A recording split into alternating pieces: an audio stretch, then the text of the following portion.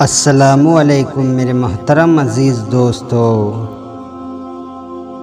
एक ज़ईफ़ शख्स जिसके 5 बेटे थे, उसने अपनी सारी दौलत बेटों में तकसीम कर दी और उसने सोचा अब मुझे रुपयों पैसों की क्या ज़रूरत है, मैं बची हुई ज़िंदगी अपने बच्चों के घर गुजार लूँगा। पहले वो अपने बड़े बेटे के घर गया और उसके पास रहने लगा। इब्तिदाई अय्याम में तो उसके बड़े बेटे ने उसकी बहुत खिदमत की और कहा कि आपका ख्याल रखना तो मेरा फ़र्ज़ है। मगर थोड़े दिनों बाद ही वह अपने बाप से बेजार हो गया। अब उसका अदब भी न करता था, बल्कि कभी कभी अपने वालिद को डांट देता था। बूढ़े को वक्त पर ना ही खाना मिलता और ना ही कपड़े मिलते। आखिर बूढ़ा भी अपने बेटे से तंग आ गया और दूसरे बेटे के पास चला गया। वहाँ भी इब्तिदाई अय्याम अच्छे गुजरे, लेकिन दूसरा बेटा भी बड़े बेटे की तरह बेजार हो गया। उसकी बीवी तो ससुर के साथ बदजुबानी भी करती थी और कहती कि हम पहले ही मुश्किल से गुजर बसर कर रहे थे, अब तुमने भी आकर मज़ीद परेशान कर दिया। बेचारा बूढ़ा जल्दी ही वहाँ से चला गया। फिर तीसरे बेटे के पास गया, मगर उसके सलूक से भी परेशान होकर वो सबसे छोटे और लाडले बेटे के पास जा पहुंचा और वहां से भी तंग होकर निकला। बेचारे को कहीं चैन न मिला। सारे बेटे अपने वालिद को साथ रखने से बचना चाहते थे।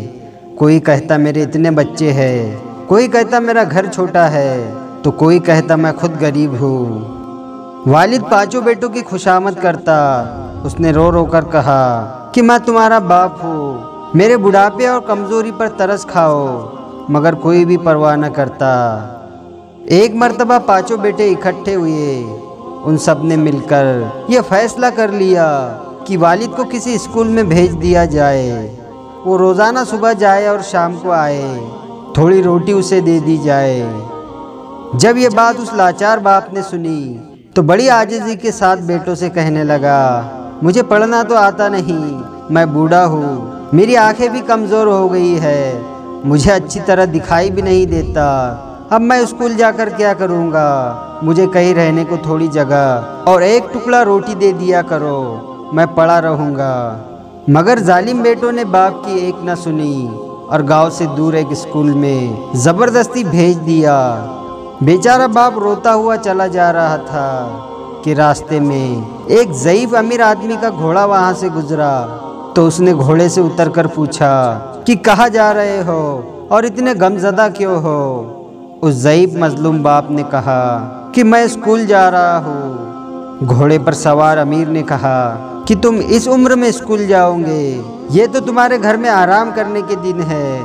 उस मज़लूम बाप ने अपनी पूरी कहानी सुनाई तो उस अमीर आदमी ने कहा, बड़े मियाँ, स्कूल जाने का ख्याल तो बेकार है, मगर तुम गम न करो, मैं तुम्हारी मदद करूँगा। ये कहकर उसने अपनी जेब से एक थैली निकाली और उसमें कोई चीज़ भर दी।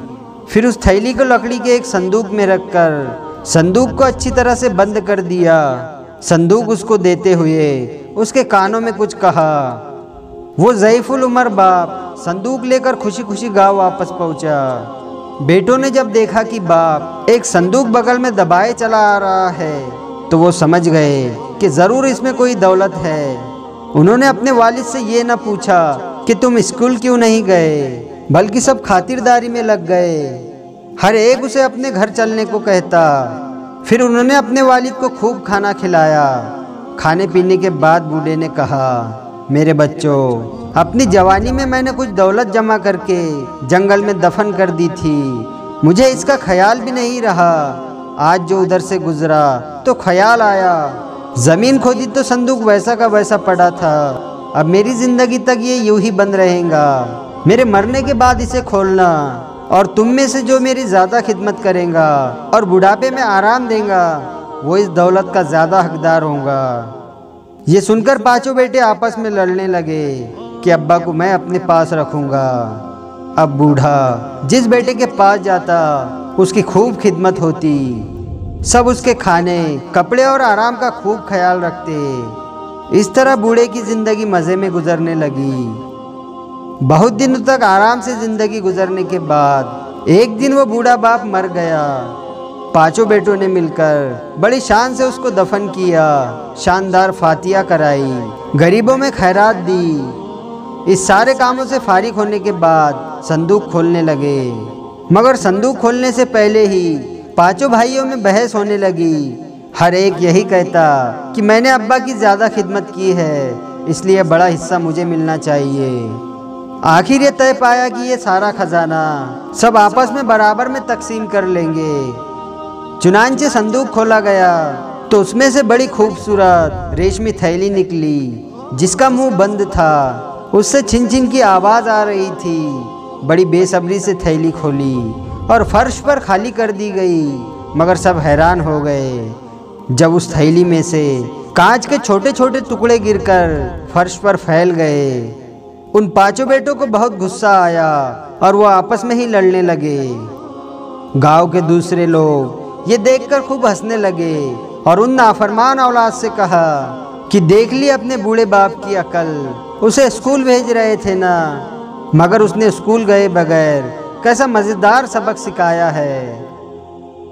मुझको छाँव में रखा और जलता रहा धूप में, मैंने देखा है एक फरिश्ता बाप के रूप में। अल्लाह रब्बुल इज़्ज़त हमें अपने वालिदैन की खिदमत करने की तौफीक अता फरमाए, आमीन या रब्बुल आलमीन। वीडियो पसंद आया हो तो लाइक और शेयर ज़रूर करें, और आपने अभी तक हमारे चैनल को सब्सक्राइब नहीं किया है तो उसे भी सब्सक्राइब ज़रूर कर दे और साथ में बेल आइकन दबा दे, ताकि हर आने वाली नई वीडियो की नोटिफिकेशन आप तक पहुंचती रहे।